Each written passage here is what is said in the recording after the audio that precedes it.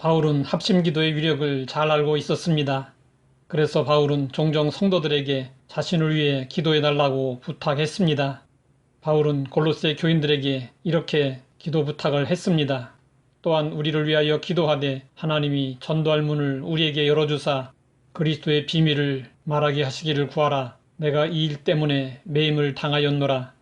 또 에베소 교인들에게는 이렇게 기도 부탁을 했습니다. 또 나를 위하여 구할 것은 내게 말씀을 주사 나로 입을 열어 복음의 비밀을 담대히 알리게 하옵소서 할 것이니 이 일을 위하여 내가 쇠사슬에 매인 사신이 된 것은 나로 이 일에 당연히 할 말을 담대히 하게 하려 하심이라. 바울이 기도해달라고 한 이유는 로마 옥중에 매여 있었지만 복음의 비밀을 담대하게 전하기 위함이었습니다. 복음 전도는 하나님이 기뻐하시는 일이지만 하나님의 계획에 의해 그 문이 열리기도 하고 닫히기도 합니다. 바울은 제2차 전도 여행 때 문이 열리지 않는 경험을 했습니다. 성령이 아시아에서 말씀을 전하지 못하게 하시거늘 그들이 부르기아와 갈라디아 땅으로 다녀가 무시아 앞에 이르러 비두니아로 가고자 애쓰되 예수의 영이 허락하지 아니하시는지라. 성령님에 의해 소아시아로 가는 길목이 차단되었습니다. 차선책으로 비두니아로 가고자 했지만 그 길도 차단되었습니다.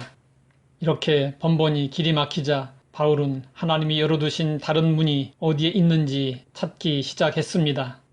결국 바울은 유럽이 열린 문인 줄 알고 유럽으로 방향을 바꾸었습니다. 이후 바울은 로마로 가려고 했지만 그 길이 열리지 않았습니다. 바울은 로마 교회 교인들에게 편지를 통해 이 사실을 이렇게 언급했습니다.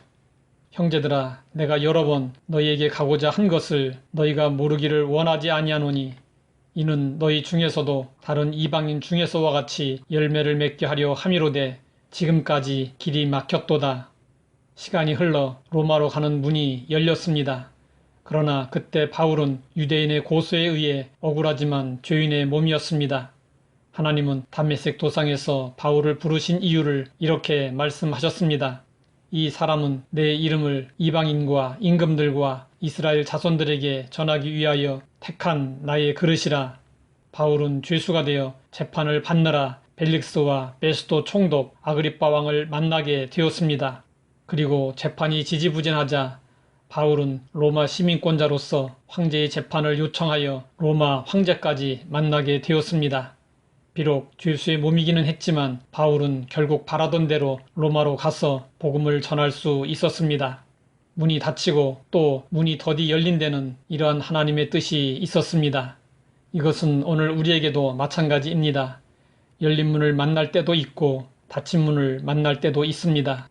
어느 경우이든 하나님의 뜻이 있습니다. 그러면 닫힌 문을 만났을 때 우리는 그것을 어떻게 받아들여야 할까요? 닫힌 문은 때로 잠정적인 유보나 한시적 기다림을 의미할 수 있습니다. 하나님이 보시기에 우리가 아직 준비가 되지 않았거나 사안이 시급하지 않다고 판단하실 때입니다. 문이 열리는 것만 하나님의 뜻이라고 생각하지 말아야 합니다. 닫힌 문을 만나도 하나님의 뜻이 있음을 알고 실망하지 말고 다른 문을 찾아야 합니다. 그러면 조만간 닫혀있지 않은 문을 발견하게 될 것입니다.